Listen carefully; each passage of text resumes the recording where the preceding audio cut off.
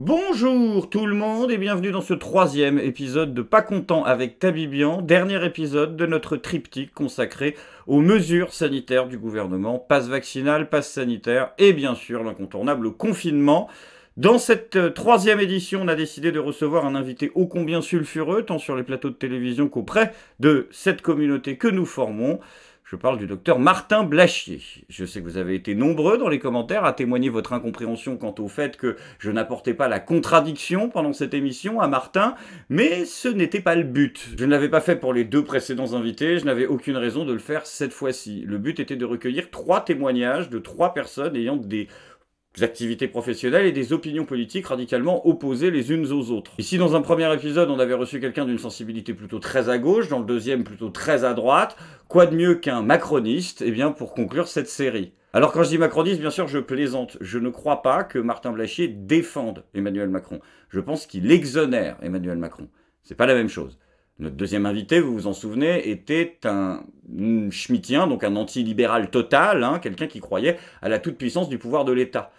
Martin, lui, c'est un libéral intégral, tant sur le plan philosophique, comme notre premier invité, que sur le plan économique. Il livre d'ailleurs dans l'émission une vision de la société assez méritocratique. Et pour lui, l'État n'a au contraire, de ce que pense Pierre Gentillet, aucun pouvoir.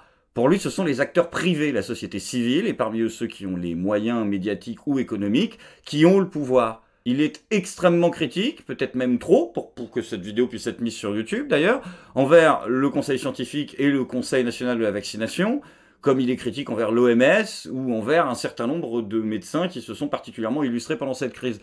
Pour lui, le politique ne prend aucune décision en fait. Il subit les influences des lobbies, entre guillemets, qui se présentent à sa porte. Et même si pour vous cette explication peut sembler naïve, pourquoi ne pas tout simplement cumuler la critique de Martin aux autres critiques? On a eu 3h30 d'émission, 2 invités qui n'ont cessé de démontrer la gestion irresponsable, c'est le mot le plus léger qui a été employé de cette crise par le gouvernement.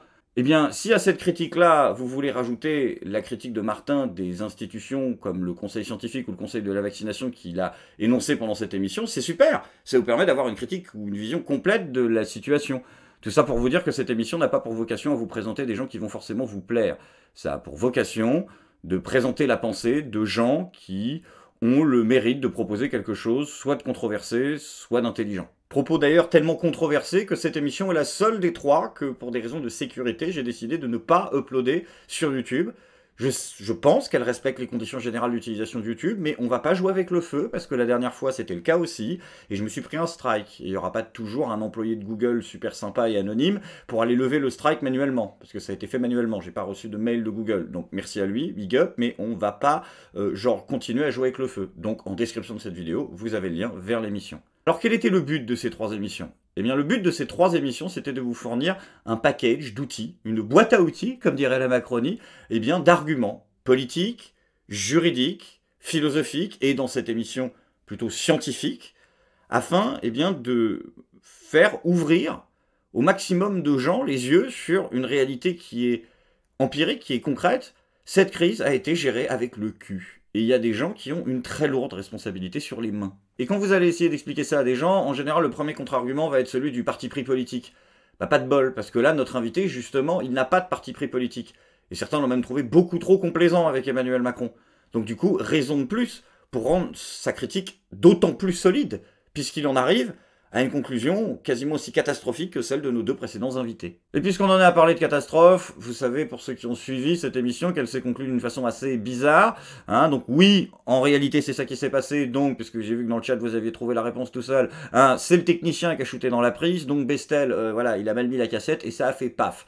Donc du coup, vous verrez que l'émission se conclut de façon très étrange, puisque je dis, on se retrouve après la pause, mais qu'en fait, on se retrouve pas, puisque en fait, ça s'arrête là. Il y a quand même 1h10 d'émission.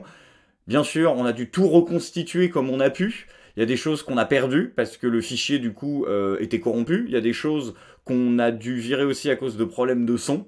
Et puis, on a gardé 30 questions qui ont été posées à Martin pendant cette émission. On les a remis Pas forcément dans l'ordre où elles sont arrivées, pour peut-être plus un peu les regrouper de façon thématique. Mais quoi qu'il arrive, c'est une émission dont je suis très content. J'espère que vous le serez aussi. C'est en description de la vidéo, encore une fois, que vous pourrez le trouver. Et moi, je vous dis donc du coup à demain, à demain, à vendredi exceptionnellement, cette fois-ci à 19 h pour une nouvelle émission avec notre prochaine invitée qui sera Clara Egger. On va complètement changer de sujet puisqu'on va parler référendum d'initiative citoyenne. Ciao!